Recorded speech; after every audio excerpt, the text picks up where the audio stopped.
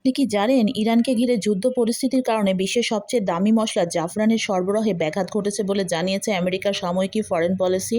এই পরিস্থিতির ফলে আন্তর্জাতিক বাজারে জাফরান সংগ্রহ করা কঠিন হয়ে পড়েছে, এর দামও বেড়ে গেছে আকাশছোঁয়া। প্রকাশিত এক ছবিতে জাফরানের শেষ নিঃশ্বাস শিরোনামে দেখানো হয়েছে কিভাবে অন্যান্য দেশের জন্য এই মূল্যবান মশলা সংগ্রহ ক্রমশ কঠিন হয়ে উঠছে। আপনার রান্নাঘরের খরচ থেকে শুরু করে গাড়ির তেলের দাম সবকিছুর পেছনে কি দায়ী মধ্যপ্রাচ্যের উত্তপ্ত বালুচর? ইরান এবং আমেরিকার এই নতুন সংঘাত কি কেবল সীমান্তে সীমাবদ্ধ, নাকি এর আগুন পৌঁছে গেছে আপনার দোরগোড়ায়?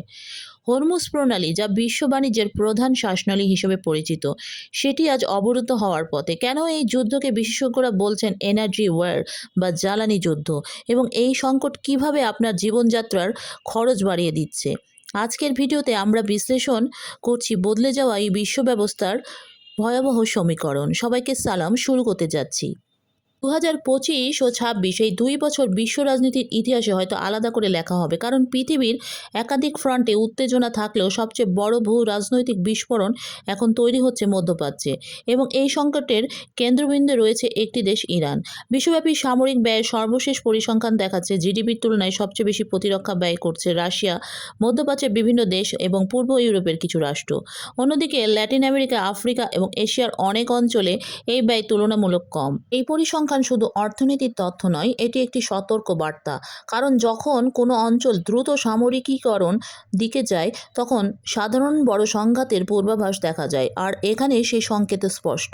মধ্যপ্রাচ্যের উত্তেজনার সরাসরি প্রভাব পড়তে শুরু করেছে বৈশ্বিক অর্থনীতিতে। ইউরোপের বৃহত্তম বাজেট এয়ারলাইন্সগুলোর একটি রায়ান এয়ার এবং এর সিইও সতর্ক করেছে, যদি জেট ফুয়েলের দাম পুরো গ্রীষ্ম জুড়ে উচ্চ থাকে, তাহলে ইউরোপের অনেক এয়ারলাইন্স দেউলিয়া হয়ে যেতে পারে। কারণ হরমুজ প্রণালীর উত্তেজনা শুধু যুদ্ধের বিষয় নয়, এটি বিশ্ব বাণিজ্যের শ্বাসনালী। হরমুজ প্রণালী দিয়ে যেখানে প্রতিদিন বিশ্বের বিশাল অংশের জ্বালানি পরিবহন হয়, কিন্তু নতুন পরিসংখ্যান বলছে মার্চ মাসে এই রুটে ট্রানজিট ভয়াবহভাবে কমে গেছে।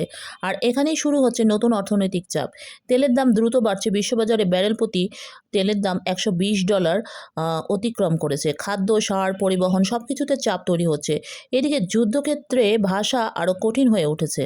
ইরানের বিপ্লবী গার্ডের নৌবাহিনী এক কর্মকর্তা হুঁশিয়ারি দিয়ে বলেছেন, যে কোনো নতুন আগ্রাসনের জবাব দেওয়া হবে নতুন চমক দিয়ে, আর যুক্তরাষ্ট্র যদি ভুল করে, তাদের রণতরীগুলোও নিরাপদ থাকবে না।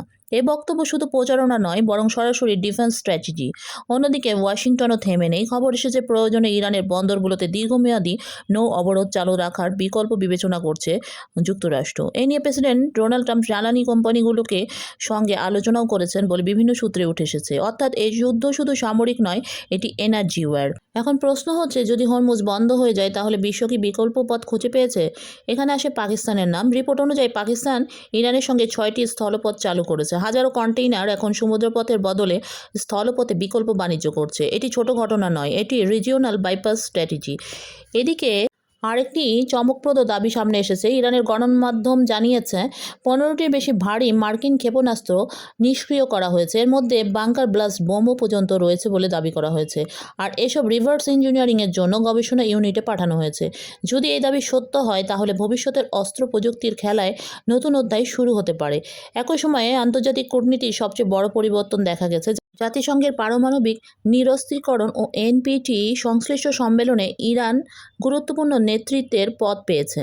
আর এটি ওয়াশিংটনের জন্য বড় কূটনৈতিক ধাক্কা হিসেবে দেখা হচ্ছে, কারণ যে দেশকে বিচ্ছিন্ন করতে চাওয়া হয়েছিল, সেই দেশই এখন আন্তর্জাতিক টেবিলে প্রভাব বাড়াচ্ছে। এদিকে রাশিয়া ও যুক্তরাষ্ট্রের মধ্যেও নতুন যোগাযোগ শুরু হয়েছে। ক্রেমলিন জানিয়েছে ভ্লাদিমির পুতিন এবং ডোনাল্ড ট্রাম্প এর মধ্যে 1.5 ঘন্টারও বেশি সময় ধরে ফোনালাপ হয়েছে। আলোচনার কেন্দ্রবিন্দু ইরানের পারমাণবিক কর্মসূচি, যুদ্ধবিরতি এবং আঞ্চলিক স্থিতিশীলতা। এটি দেখাচ্ছে মধ্যপ্রাচ্যের ভবিষ্যৎ এখন শুধু ওয়াশিংটন আর তেহরানের হাতে নেই, মস্কো সক্রিয়। কিন্তু এই সংকটের সবচেয়ে বড় আঘাত পড়েছে সাধারণ মানুষের জীবনে। সিএনএনের বিশ্লেষণ অনুযায়ী যুদ্ধের কারণে আমেরিকায় জ্বালানির দাম বেড়েছে, ডিজেলের দাম বাড়ায় খাদ্য উৎপাদন ব্যয় বেড়েছে। সারের সংকট তৈরি হচ্ছে, কৃষকরা ফসল পরিকল্পনা বদলে দিচ্ছেন। বিশ্বব্যাপী খাদ্য নিরাপত্তাও ঝুঁকির মুখে পড়েছে। অর্থাৎ একটি যুদ্ধ শুধু সীমান্তে হয় না, এর আগুন পৌঁছে যায় বাজারে, রান্নাঘরে, কৃষিক্ষেত্রে। অন্যদিকে যুক্তরাষ্ট্রের যুদ্ধ ব্যয় নিয়েও প্রশ্ন উঠেছে। সরকারি হিসেবে বলা হচ্ছে প্রায় $25 বিলিয়ন, কিন্তু বিভিন্ন কর্মকর্তার দাবি প্রকৃত ব্যয় প্রায় $50 বিলিয়ন পর্যন্ত পৌঁছাতে পারে। কারণ শুধু অস্ত্র ব্যবহার নয়, ক্ষয়ক্ষতি, পুনরায় অস্ত্র সংগ্রহ, সামরিক ঘাঁটি মেরামত সবকিছু মিলিয়ে খরচ দ্বিগুণ হতে পারে। এই পরিস্থিতিতে যুক্তরাষ্ট্রের অভ্যন্তরীণ রাজনীতিও চাপের মুখে।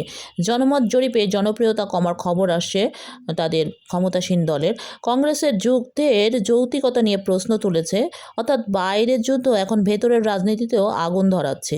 কিন্তু সবচেয়ে বড় প্রশ্ন এর পরে কি? হরমুজ কি পুরোপুরি অবরুদ্ধ হবে? ইরান কি পারমাণবিক সক্ষমতা আরও বাড়াবে? যুক্তরাষ্ট্র কি সরাসরি বড় আঘাত হানবে, নাকি শেষ মুহূর্তে শুরু হবে কূটনৈতিক সমাধান?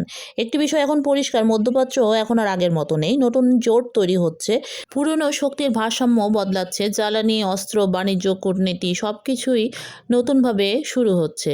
আর আগামী কয়েকদিন হয়তো নির্ধারণ হয়ে যাবে আগামী কয়েক দশকের বিশ্ব রাজনীতি।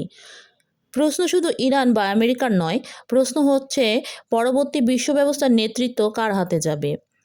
তো আজ এই পর্যন্তই। সবাই ভালো থাকবেন। আবারও দেখা হবে খুব তাড়াতাড়ি ইনশাআল্লাহ নতুন আপডেট নিয়ে। আল্লাহ হাফেজ।